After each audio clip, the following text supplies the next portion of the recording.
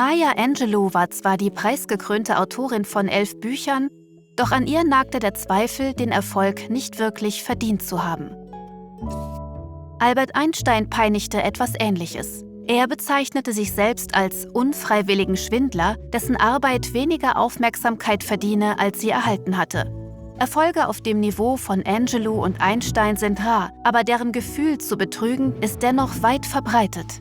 Warum werden viele das Gefühl nicht los, sie hätten ihre Erfolge nicht verdient oder ihre Ideen und Begabungen seien keiner Beachtung wert?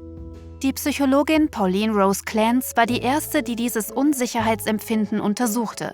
Als Therapeutin stellte sie fest, dass viele Studenten die gleiche Sorge hatten.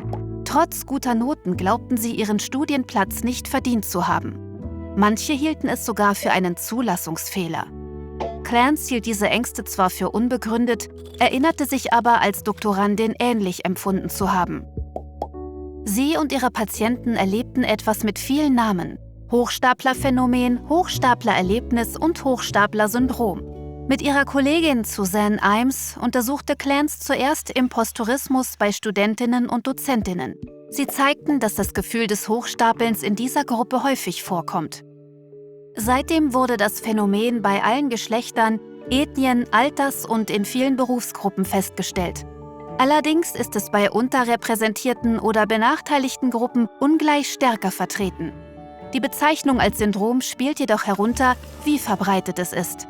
Es ist weder eine Krankheit noch eine Anomalie und geht nicht unbedingt mit Depressionen, Ängsten oder geringem Selbstwertgefühl einher. Woher kommt dieses Gefühl des Hochstapelns? Hochqualifizierte Menschen denken häufig, dass andere ähnlich qualifiziert seien. So reden sie sich oft ein, dass sie Lob und Chancen weniger verdienen als andere. Und wie es Angelou und Einstein zeigen, gibt es oft kein Maß des Erfolgs, ab dem diese Gefühle verschwinden. Gefühle des Hochstapelns befallen aber nicht nur Hochqualifizierte. Wir alle sind anfällig für ein Phänomen namens pluralistische Ignoranz. Jeder zweifelt insgeheim an sich, glaubt aber, dass er damit allein dasteht, weil niemand über diese Zweifel spricht. Da wir kaum wissen können, wie hart unsere Kollegen arbeiten, wie schwer sie gewisse Aufgaben finden oder wie sehr sie an sich zweifeln, ist es fast unmöglich, das Gefühl abzulegen, man sei weniger fähig als die Menschen um einen herum.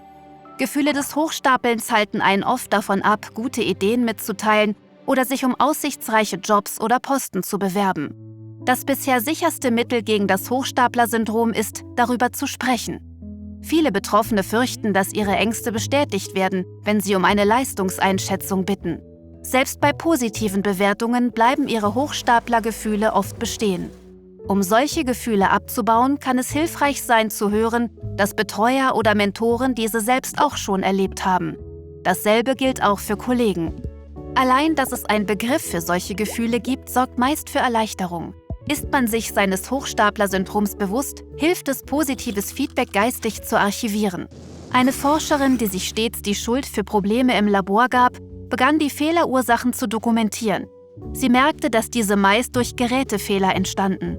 Da begann sie, ihre eigenen Kompetenzen zu erkennen. Man wird solche Gefühle wohl nie ganz los, aber man kann offen über akademische oder berufliche Schwierigkeiten sprechen. Je mehr man begreift, wie verbreitet solche Erfahrungen sind, desto freier lässt sich mit den eigenen Gefühlen umgehen und ein paar einfache Aussagen akzeptieren. Du hast Talent, du bist fähig und du gehörst dazu. Jeder kennt das Gefühl, wenn man nach Wochen, Monaten oder sogar Jahren der intensiven Vorbereitung genau im entscheidenden Moment versagt. Kann man dieses Phänomen vermeiden? Dieses Video zeigt dir einige Tipps und Tricks, wie du unter Druck die Nerven bewahrst.